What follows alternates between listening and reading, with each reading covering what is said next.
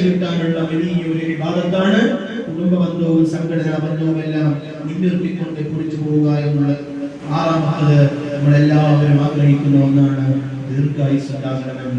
പെട്ടെന്ന് മരിക്കാൻ ആഗ്രഹമുള്ള വ്യക്തി, പെട്ടെന്ന് മരിക്കാൻ ആഗ്രഹമുള്ള പെട്ടെന്ന് മരിക്കാൻ ആഗ്രഹമുള്ള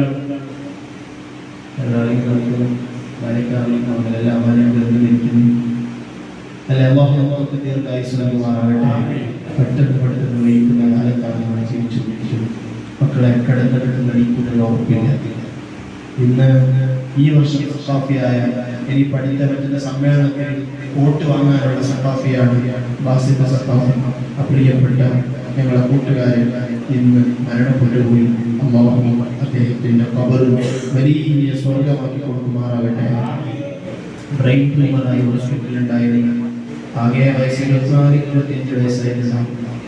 ഒരേ മോനാണ് ആ പ്രിയപ്പെട്ട ഉസ്താദിനെ വിളിച്ചു, പെട്ടെന്ന് വിളിച്ചു. 6-ാം തീയതിയാണ്, 6-ാം താരീഖിന് നാളെ ഫൈസി വരുവാങ്ങേണ്ട നെയ്യും ഫൈസി അപകടത്തിൽപ്പെട്ട് വെച്ച് നമുക്കറിയാം. പെട്ടെന്ന് മരിച്ചു.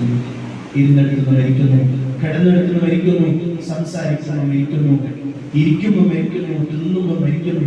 എവിടെയാണ് മരിക്കുന്നതെന്ന് പറയാൻ അറിയുന്നില്ല.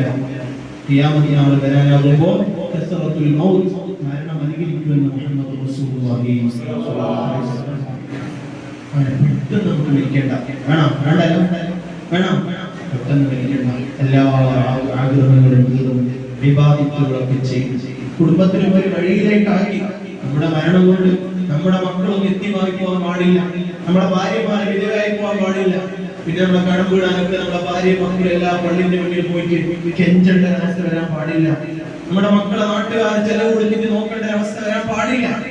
നമുക്ക് നല്ല ആഫിയത്തുള്ള കാലത്ത് ആ മക്കൾക്കും കുടുംബത്തിനു വേണ്ടിയൊക്കെ എല്ലാം ചെയ്തു വെച്ച് മക്കളെയൊക്കെ കെട്ടിച്ച് നല്ല ഇബാദത്തുകളൊക്കെ ചെയ്ത് നല്ലൊരു സമയത്ത് മരണത്തിന് ഒരുങ്ങുമ്പോൾ മരിക്കണം.